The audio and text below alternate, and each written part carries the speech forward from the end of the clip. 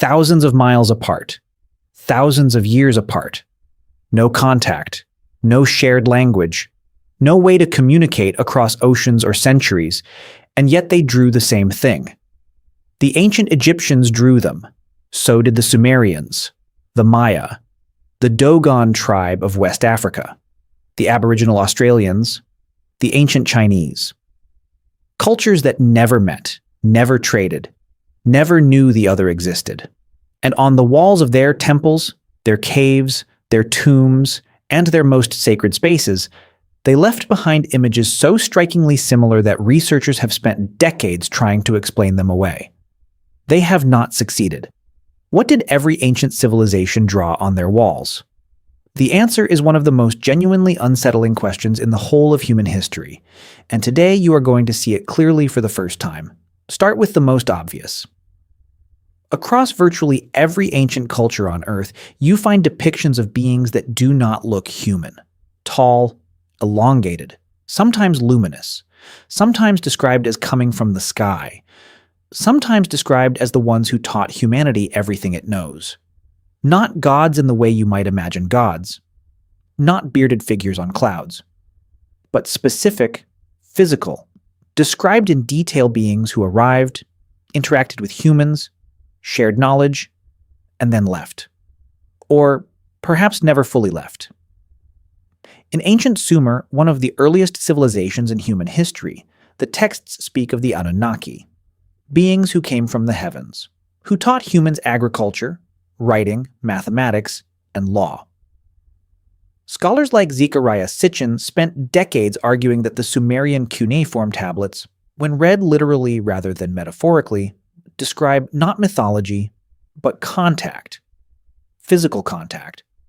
The tablets describe these beings in startling detail: their appearance, their vehicles, their hierarchy, their reasons for being here. The mainstream academic response is that this is mythology, symbolic language, ancient people explaining natural phenomena through story.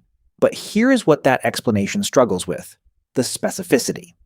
Myths about the sun are symbolic because the sun is observable. You do not need to describe the sun's wingspan, its landing procedure, or the exact material its outer shell was made from.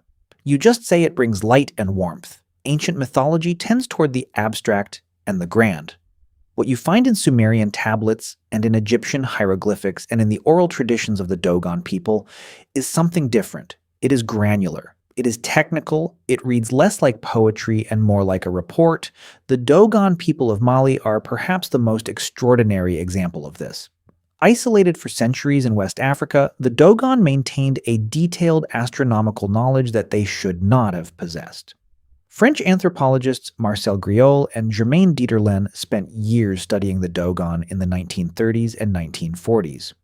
What they found shocked the scientific community when it was published. The Dogon knew about Sirius B, the invisible companion star to Sirius that is only detectable with modern telescopes, long before any Western astronomer confirmed its existence. They knew its orbital period. They knew its density. They described it as the heaviest star, and they said their knowledge came from visitors, beings who descended from the sky in a spinning vessel that landed with great noise and wind. The Dogon called them the Nomo. Now here is where it gets stranger. The Nomo are described as amphibious, beings that are equally at home in water and in air, and depictions of beings that are part human, part aquatic appear across ancient cultures that had no contact with the Dogon. In ancient Mesopotamia, the god Oannes was described as a being that emerged from the sea and taught humanity civilization. In ancient India, the Matsya avatar, the fish god, is described in similar terms. In Babylon, the Apkallu were depicted as half fish, half human, 7 of them. Teachers of civilization, 7. The Dogon also speak of 7 Nomo. This is the pattern that makes researchers uncomfortable. It is not one culture describing strange visitors, it is dozens, independently, with overlapping details that no shared mythology could account for. Details that are too specific to be coincidence and too consistent to be explained by the standard answer. That ancient humans simply invented similar stories because they faced similar challenges. Similar challenges do not explain why the same number appears. They do not explain why the same physical description appears. They do not explain why the same relationship, teacher and student, sky being and earth human, appears on every inhabited continent. Move now to the visual record. In the cave of Peshmeral in France, dated to approximately 25,000 years ago, there are images that have puzzled archaeologists for decades. Alongside the animals and handprints you would expect, there are elongated figures, disproportionate heads, forms that do not resemble the humans who painted them. In the Sahara Desert, the Tassili Nadjer cave paintings, some dated to 10,000 years ago, show figures with large round heads, no facial features, and what appear to be suits or structured coverings around their bodies.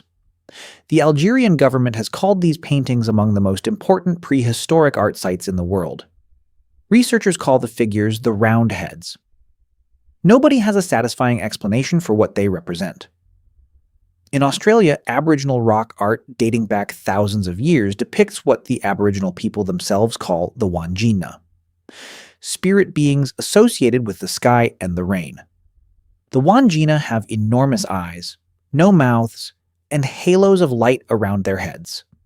They are described in oral tradition as creators who came from the sky.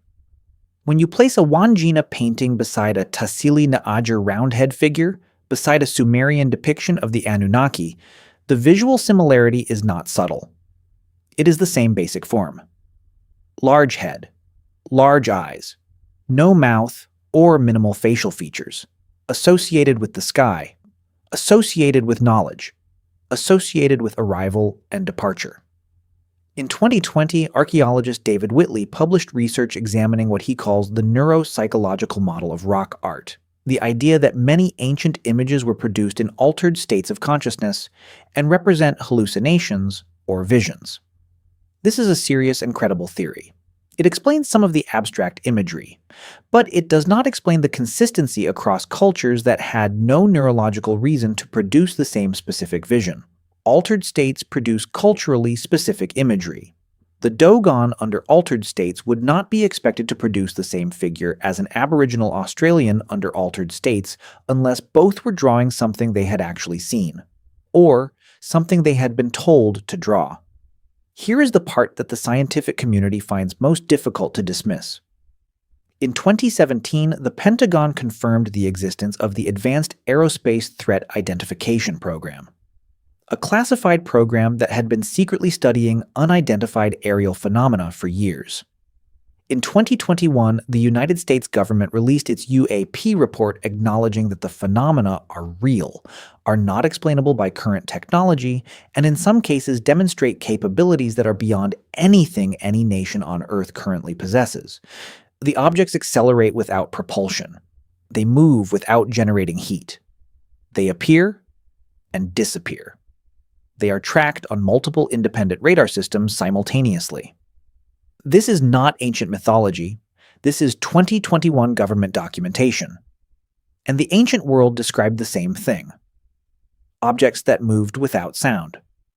Objects that appeared and disappeared. Objects that came from the sky and left again. Objects associated with beings who arrived, communicated, and departed. The question is no longer whether something unusual has been observed in the skies throughout human history. The documentation from every culture on Earth confirms that it has. The question is what it was, and whether the answer to that question has been sitting on cave walls and temple hieroglyphics and stone tablets for 10,000 years, waiting for someone willing to look at it directly rather than explain it away. Every ancient civilization drew the same thing on their walls. Maybe they were all telling the same story. And maybe that story was not mythology at all. Maybe it was the only record they had the tools to leave behind. A message scratched into stone by people who had no other way to say, "We were not alone, and we wanted you to know." You are looking at that message right now.